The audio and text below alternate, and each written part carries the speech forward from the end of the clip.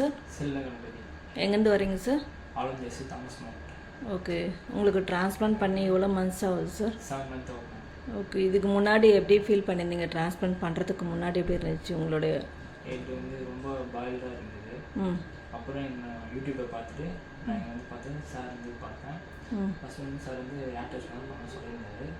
அப்புறம் சார் வந்து நல்லா கேர் பண்ணிக்கிறாங்க. அப்புறம் எங்கள் சிஸ்டர்ஸும் நல்லா கேர் பண்ணிக்கிறாங்க. ஃபுட்டு அப்புறம் பெட்டு எல்லாம் ரொம்ப கேர் பண்ணிக்கிறாங்க. டாக்டர் சர்ஜரி பண்ணுறவங்களும் ரொம்ப கேர் பண்ணிக்கிறாங்க. அப்புறம் ரொம்ப ட்ரஸ்டடாக ஃபீல் ஓகே சார். இது வரையும் உங்கள் ஃப்ரெண்ட்ஸ்க்கெலாம் எப்படி சொல்ல விரும்புகிறீங்க? சில பேர் வந்துட்டு ட்ரான்ஸ்ஃபர் பண்ணுறதே இப்போ பயப்படுறாங்க சில பேர். நீங்கள் என்ன சொல்ல விரும்புகிறீங்க சார்? இல்லை, ட்ரஸ்டபிள் தான், நம்பி வரலாம் இந்த ஹாஸ்பிட்டலுக்கு. ஓகே. ரொம்ப நம்பி வரலாம். சில இடத்துல தான் ரொம்ப ப்ராப்ளமாக இருக்குது. நீங்கள் நம்பி தான் நான் இங்கே வந்தேன். எனக்கு சூப்பராக பெட்டரான நல்ல ரிசல்ட் கிடச்சிருக்கு. 7 monthsலேயே இன்ஜெக்ஷன் நல்லா ஸ்லோவாக நம்மளுக்கு பெயின் இல்லாமல் ரிலாக்ஸாக போடுறாங்க. நமக்கு என்ன ஹெல்ப் பண்ண டக்குன்னு வராங்க. டாக்டரும் விசிட் வராங்க.